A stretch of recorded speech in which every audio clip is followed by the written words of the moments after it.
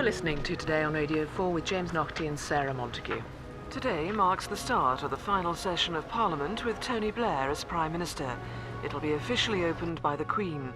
Speaking in the House of Lords, she'll outline the planned programme of legislation, and by the time of the next Queen's speech, Mr Blair will have stood down.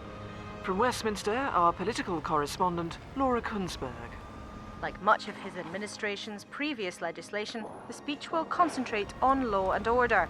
Expect measures to tighten the rules on immigration, create more secure borders and longer sentences for violent offenders.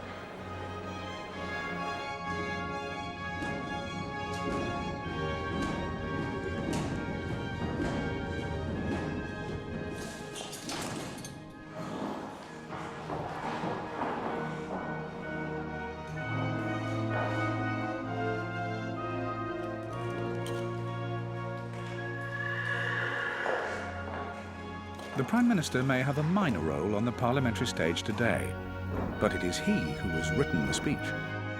I've always thought that the monarchy has a unifying role to play. And when we put on, that wonderful ceremony of the state opening of Parliament, personally, I think that's great. I think people love to see it. They know it's a ceremony. I mean, they're not seriously thinking the Queen's, sat down and written out the Queen's speech herself. They know, of course, that it's a piece of pomp and ceremony. But what's wrong with that?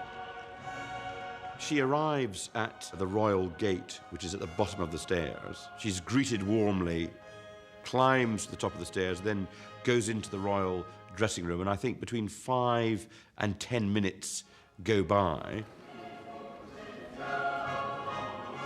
The doors open and the most important person in the realm is revealed, and yet the most important person in the realm is a constitutional monarch. It is the state in all its absolutely stunning pomp.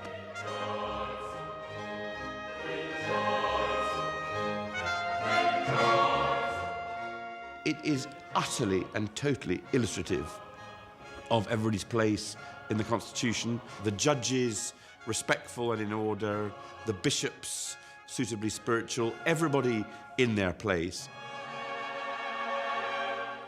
She summons the Commons, but it is those very Commons that she has summoned who, by producing the government, have required her to read that speech. Close the door! The elected deliver their symbolic, historic snub to the unelected.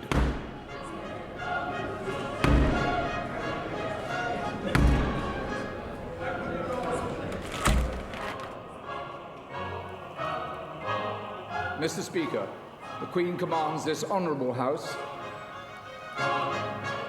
to attend Her Majesty immediately in the House of Peers. Have you got Helen Mirren on standby? The Commons shamble along from the House of Commons chamber, making a huge noise, indicating that for all your grandeur and for all your pomp in the House of Lords, we are the people who make the noise and we are the people who matter.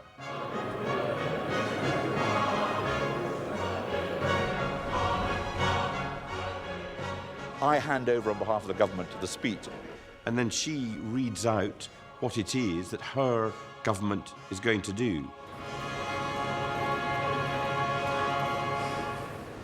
My Lords and members of the House of Commons, my government will pursue policies aimed at meeting the challenges which the United Kingdom faces at home and abroad. A stable economy is the foundation of a fair and prosperous society. My government will continue to maintain low inflation, sound public finances, and high employment.